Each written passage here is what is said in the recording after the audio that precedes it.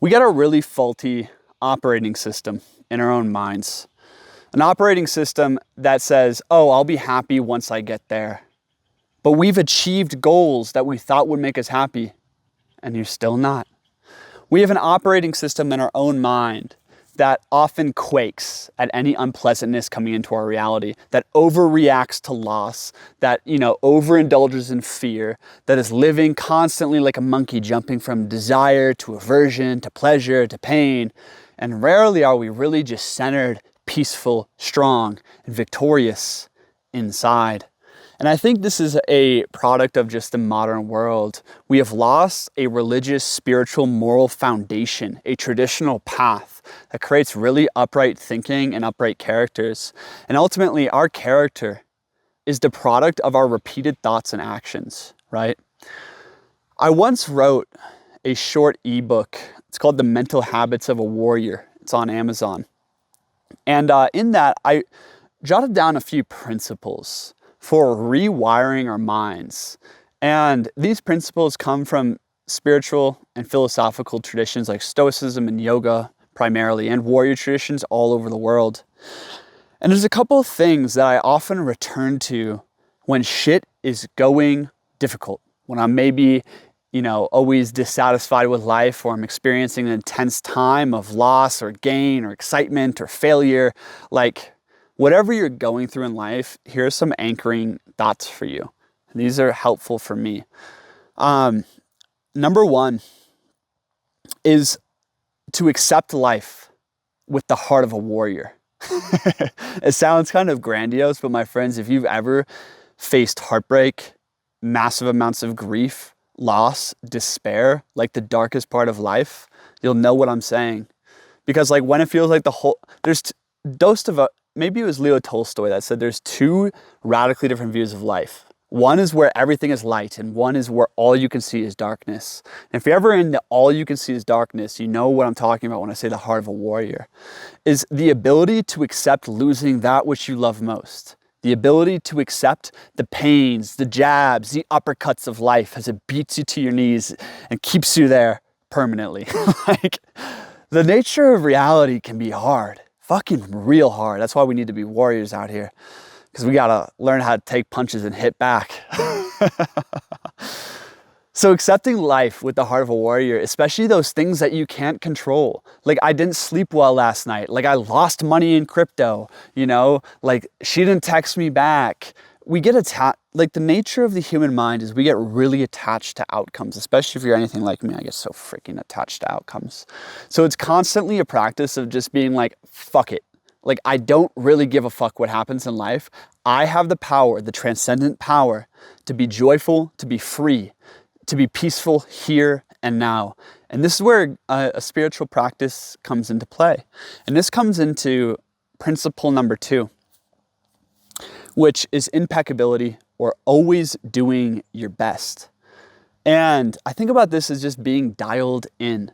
I was just sitting under that tree, kind of just locked in my head, not really taking action, feeling kind of lazy, melancholy. The natural state that you often, the negative state. You have a different one than me, but that's a state I often get into, And I think this idea of always doing your best comes from an awareness of how precious life is. We are not going to always have this moment. You're not always going to be young and beautiful, strong and healthy.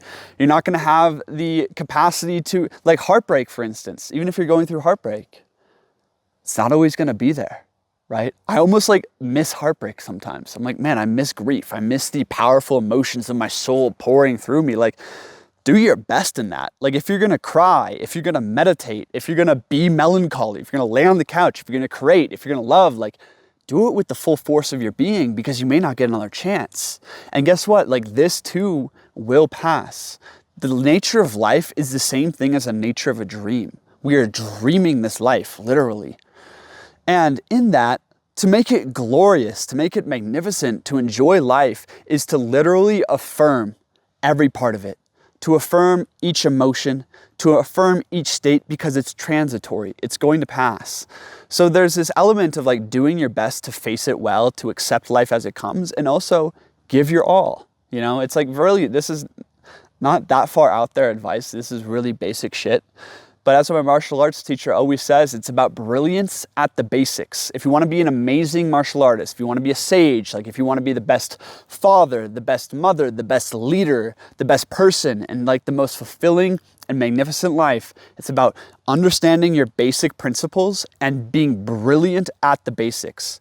And that's the thing is like why I'm having this conversation with you. Is oftentimes we don't know where our basics are. Like, what are your basic maxims that you live by? What are your basic principles? A third one for me, one of the most important principles in my life is courage. Every great transformation, every moment of heroic growth, of change, of blossoming, always started with courage. The courage to leave something that is not working for you. The courage to say no to that addiction. The courage to start speaking on YouTube. The courage to go do the freaking scary thing, to approach the girl. Like, my friends, we will never grow in true ways unless we have courage, because guess what?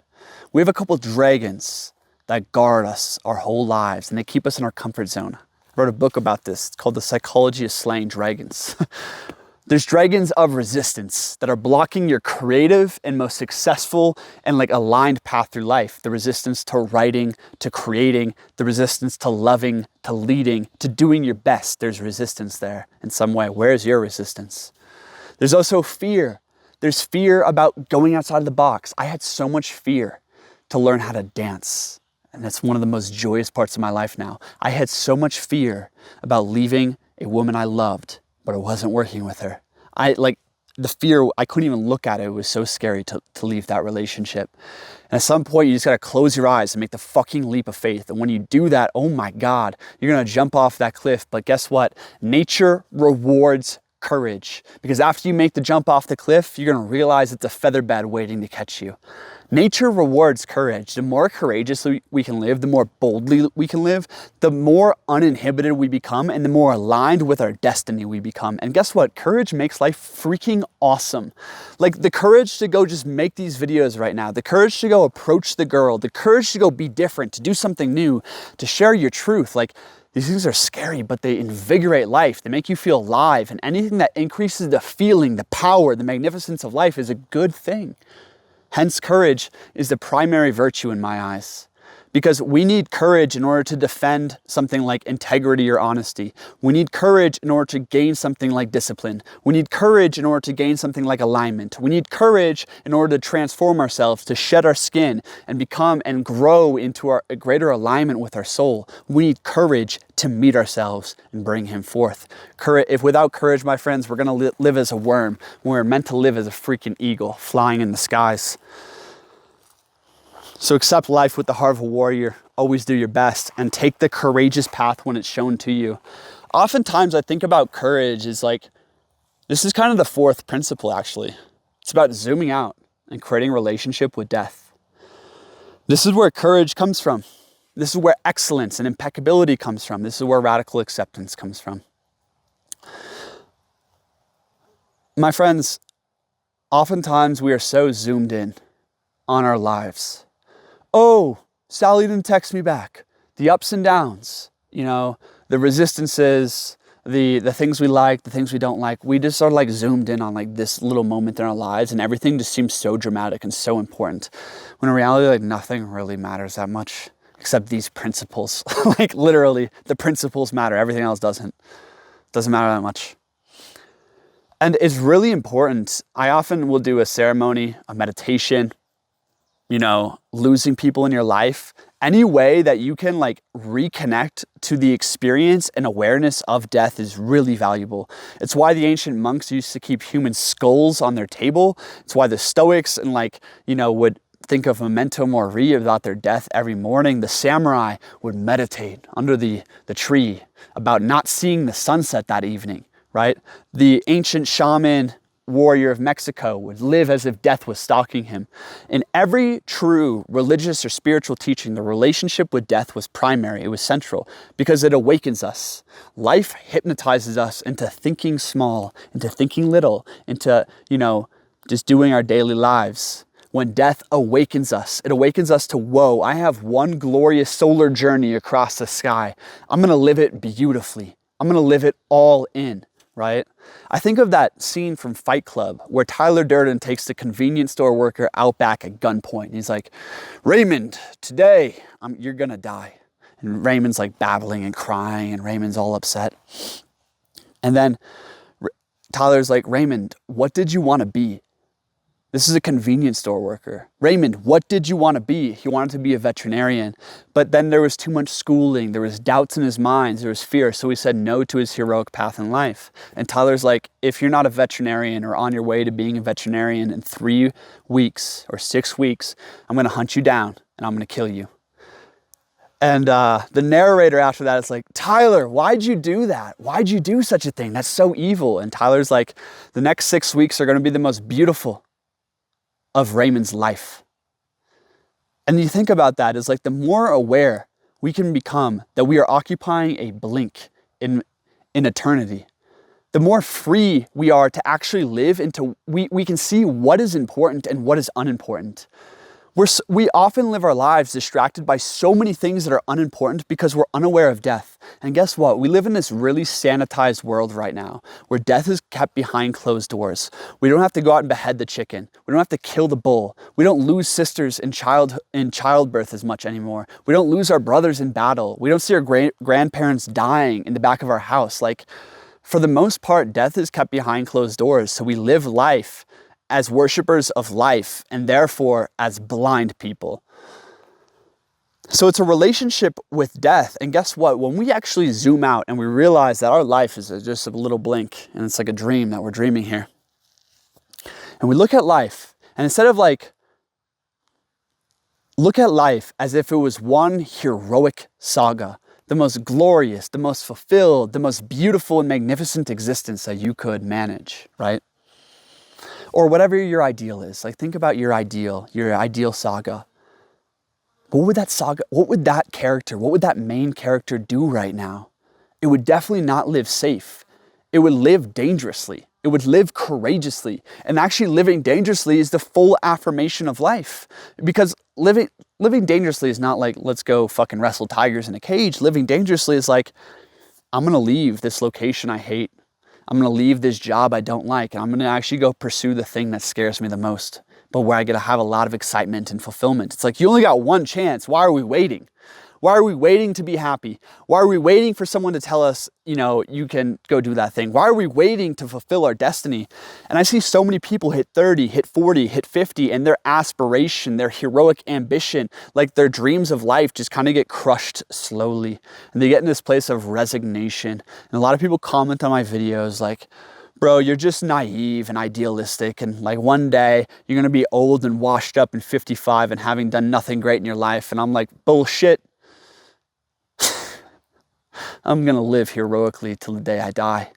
And like, I'm 27 and I don't brag much, but like, I've done a lot of fucking awesome shit in my life so far, and it's only just beginning, And I think the more that we can live by principle, the more we're going to be guided in the right direction. Because so many people, come to me in coaching, the Men's Academy friends I talk to, like, they're like, I don't really know what to do in my life. I don't know what my purpose is, where to go, what to be, like what to believe in. And I'm like, yo, like, what are your core values here?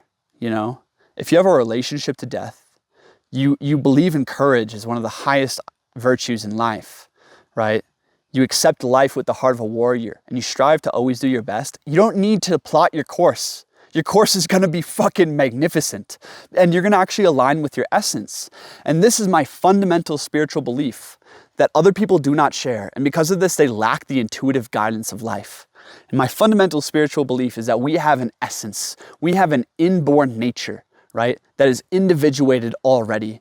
And the chief purpose of life is to go through experiences, to experiment, and to do introspection and reflection in order to hone in on that essence and bring forth that essence. And the more we bring forth that essence, the more we tap into our divine godlike state and the more like divine reality. And we actually become an incarnation of something higher. We become an incarnation of the transcendent. That is the spiritual truth. It's not about like looking for an ideology or looking for a path, or like, it's literally about identifying virtues and identifying principles that will lead you right. And every tradition, every true philosophy worth its salt has these principles. Yours might be different than mine, right? Like the Taoist path, the Buddhist path, they're real things. Like I'm not the new agey watered down passivity paths, but like the real ones. The Stoic path, there's the, shamanic tradition, there's, even like a Christian tradition, there's principles in all of these. And I think it's so important that we identify our principles and we strive to live towards them. We're never going to be perfect, my friends. We're never going to be perfect. We're going to forget. The nature of life is forgetting. We just forget all the time. And that's why I think we just need these reminders. We need these principles to come back to. And most of all, we need experiences in life that wake us up.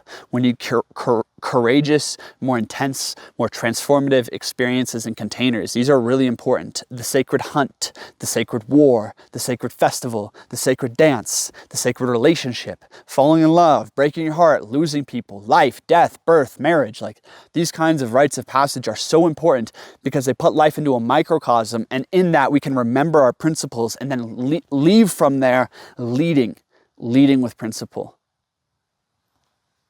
I think I said that pretty well today. Nature has a way of inspiring me, huh? There's a lot more principles. There's 8 of them in that short book, The Mental Habits of a Warrior. And I really go in depth into the heart of a warrior in the Psychology of Slaying Dragons. That book is about my process through heartbreak, through addiction, through the radical throes of life that I've been through, and actualizing my most heroic life. So if all of this speaks to you, that's there for you. My name is Christian. This is my philosophy symposium where I just like riff on life, and I love doing this. So definitely hit that like button and subscribe, watch some more content. And if you're a man on a mission out there or looking for your mission and you want to find a band of brothers who are like-minded to you, there's a link below to talk to me one-on-one. I'm trying to build an awesome men's community online. Would love to have you there. If not, I'll see you at the next video. Peace.